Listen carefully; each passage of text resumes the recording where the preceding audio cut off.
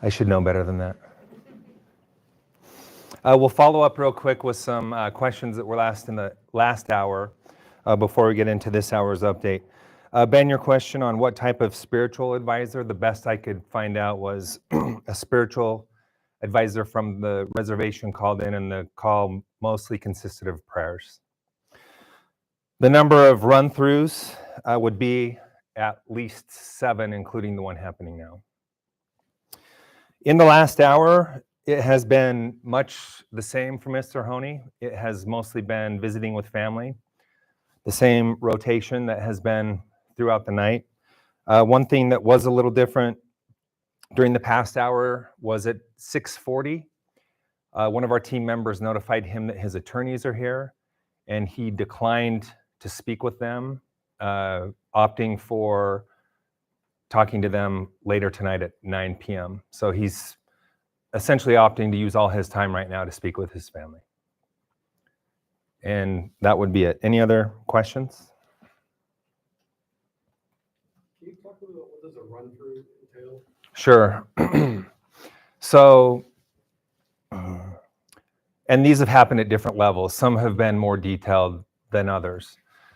But they have essentially included going through the process from start to finish, obviously without the final step of pushing the drugs.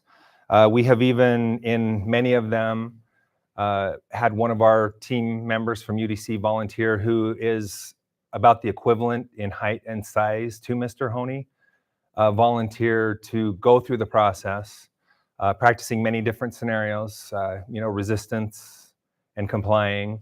Also, the IB team has practiced locating veins on this individual as well. So they've actually stuck an IV in his arm as practice? I don't know about the full IV, but at least needles, yes.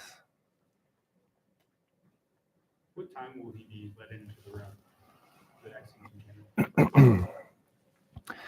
So he will, at 9 p.m., family visits will stop. That's when he'll begin to meet with his attorneys. And he could potentially meet with attorneys or clergy from 9 until 10. He has not made any requests for any clergy or religious visits during that time. From 10 to 12, there will be no visits. And I can't give the exact time, but in between 11:30 and midnight, he will be moved into the death chamber. Does he walk with his own free will into the death chamber, or how does that work? So what we call a tie-up team will escort him. And as long as he is compliant, then yes, he would walk on his own free will. If there is any resistance, which we have not had any indication that that will happen, they will be prepared to take him in there. And the rooms are adjacent, right? So he wouldn't go outside. Mm-hmm. Correct. Made any request, like one last time to go outside or anything like that? He is not. As it gets closer to 9 o'clock, has there been any change in demeanor and spirits? Anything different from how you described before? Is gracious? So in the last hour, it was the same. Mm-hmm. You might have shared this the last briefing, but can you describe the mental health checks? What does that entail? Sure. So it's a mental health team that just goes in to check on his mood and his spirits to see how he's feeling.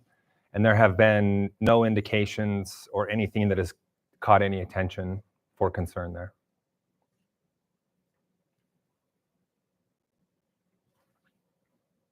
All right, I'll see you all in the next hour.